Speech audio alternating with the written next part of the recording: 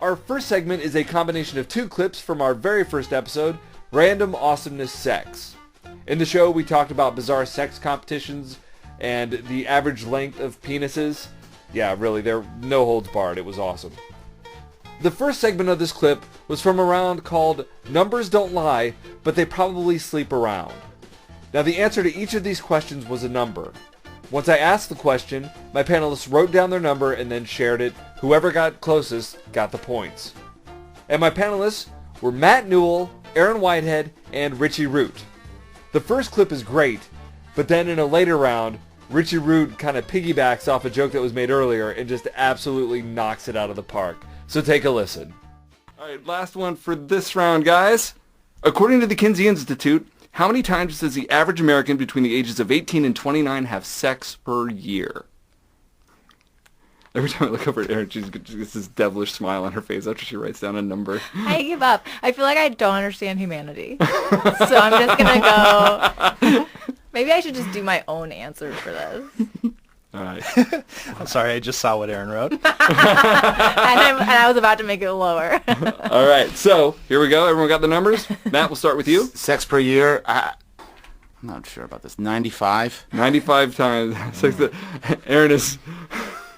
Erin can barely contain herself, so I'm really, I don't know if it's going to be some astronomical number or if it's going to be some horribly small number. I truly made it so much more than mine, and it's 4.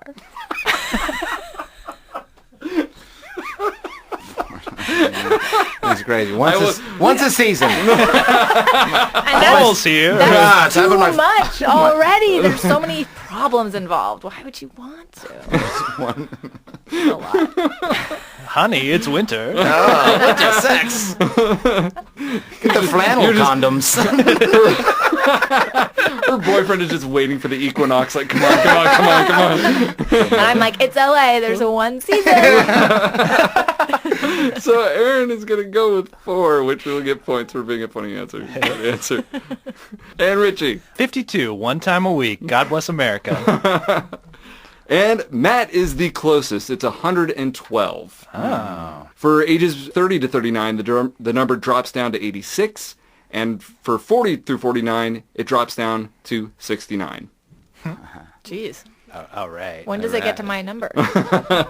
2 years after they die. The first year they still have sex more than Still have 5 times. So I need a new philia.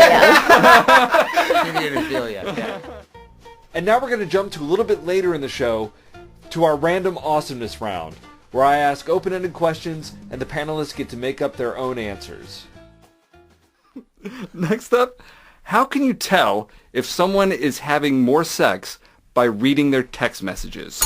Yes, Richie. They stop getting texts that say, please have sex with me, and start getting texts that say, that was great. Very good answer. Very good answer. I'll say, like, their text messages are, like, inviting people to do things. They're up for more stuff because they're in a better mood, so they're, like, reaching out to the world. That's a very good reasoned answer. I like that answer. What was the question? How can you tell if someone is having more sex by reading their text messages?